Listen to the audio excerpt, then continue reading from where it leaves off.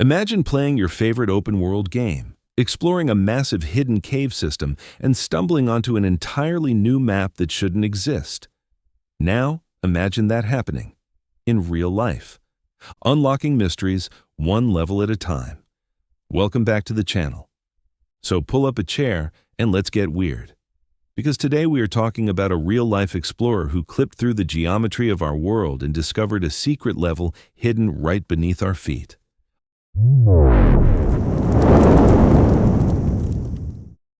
On February 19, 1947, legendary U.S. Navy explorer Rear Admiral Richard E. Byrd buckled into the cockpit of his plane.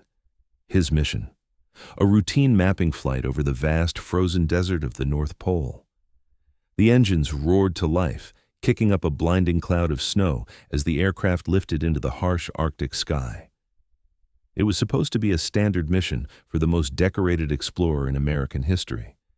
But according to a secret diary hidden away for decades, Byrd didn't just find ice that day. He found an impossible world. At exactly 10 a.m., the routine flight turned into a nightmare. Without warning, Byrd's magnetic compasses began to spin wildly. His directional gyros wobbled and died. The radio emitted nothing but dead static. But the real horror wasn't the failing instruments. It was what was happening outside the cockpit window. The endless, blinding white of the Arctic ice pack began to fracture and vanish. The temperature gauge in the cockpit began to climb.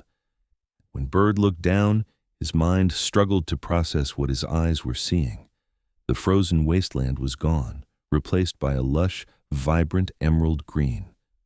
He wasn't flying over the North Pole anymore. He was flying inside it. To the public, Admiral Byrd was the ultimate national hero, the fearless pioneer who mapped the literal ends of the Earth. But the internet's favorite sci-fi legend claims the government covered up a discovery so massive it would change human history forever. According to the infamous missing diary of Admiral Byrd, as his plane glided deeper into this bizarre polar opening, the outside temperature spiked to an impossible 74 degrees Fahrenheit. The air grew warm and sweet. Down below, sparkling rivers cut through dense ancient forests. But then came the sight that defied all laws of biology and extinction. Moving through the brush was a towering, majestic silhouette. Byrd peered through his binoculars and gasped. It was a massive, living, prehistoric mammoth grazing peacefully in a world time forgot. But the real shock didn't come from the ground. It came from the sky. Suddenly, the plane's controls went completely dead. The yoke locked up, refusing to budge. The aircraft was caught in an invisible, inescapable tractor beam, guided by an external force. That's when they appeared. Flanking his plane on either side were strange, metallic, saucer-shaped craft, shimmering with a faint, iridescent glow. Before Byrd could even panic, his radio crackled to life. A voice spoke through the static, cold, calm, and in a flawless, chilling accent. "Welcome to our domain, Admiral. We shall land you in exactly 7 minutes. Relax, you are in good hands." The diary claims Byrd's plane was gently brought down on a runway of pure light. He was led into a magnificent underground metropolis, a city made of towering crystal structures that hummed with clean, unimaginable energy. This was the home of the Arianni, a highly advanced subterranean race. Byrd was brought before their leader, a being known only as the Master. The Master explained that the Arianni had watched surface humanity for centuries, choosing never to interfere. But that policy of isolation changed on August 6, 1945. When humanity dropped the atomic bombs on Hiroshima and Nagasaki, the atomic shockwaves didn't just devastate the surface, they rattled the very foundations of the inner world. The Master gave Byrd a dark, terrifying warning to take back to the Pentagon. Humanity has unleashed a power it cannot control. We are on a rapid path to self-destruction, and if we do not change, a new dark age is coming, one that will wipe human civilization clean from the surface. Byrd was eventually escorted back to his plane, flown back out of the polar opening, and returned to the icy surface world. But the secrets didn't stay free for long. Upon his return, The diary claims Byrd was detained, interrogated for hours, and strictly ordered by the Joint Chiefs of Staff to remain completely silent for the rest of his life. It is, without a doubt, one of the greatest, most captivating sci-fi conspiracies of the 20th century. But this is where the story takes a massive, frosty twist that leaves conspiracy theorists scrambling. If you look at the actual verified historical record, in February 1947, Admiral Byrd wasn't even at the North Pole.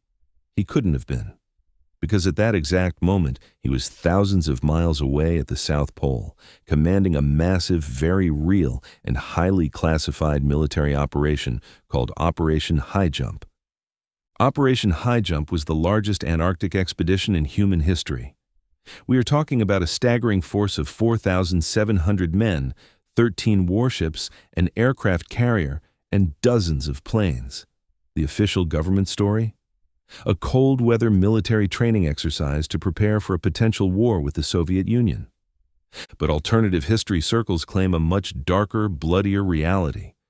The lore states that Highjump wasn't a training exercise at all, it was an invasion. Rumor has it that Byrd was sent to Antarctica to seek out and destroy a secret underground Nazi stronghold known as New Swabia, where surviving Third Reich scientists had allegedly developed advanced UFO technology. According to the legend, the U.S. fleet was ambushed by flying saucers rising directly from the icy waters, decimating American forces and forcing a bloody immediate retreat. Conclusion: myth versus reality. So what is the ultimate truth? Did a legendary American explorer truly peer into the hollow center of our world, meeting an advanced civilization to bring back a desperate warning to save humanity? Or did clever sci-fi writers hijack the incredible real-world military legacy of a national hero to create the ultimate modern myth? Let me know what you think in the comments below. Is there something massive they are hiding at the poles, or is it all just a masterclass in internet storytelling? If you enjoyed this deep dive into the unknown, make sure to smash that like button, hit subscribe so you never miss another forgotten history mystery, and we will see you in the next video.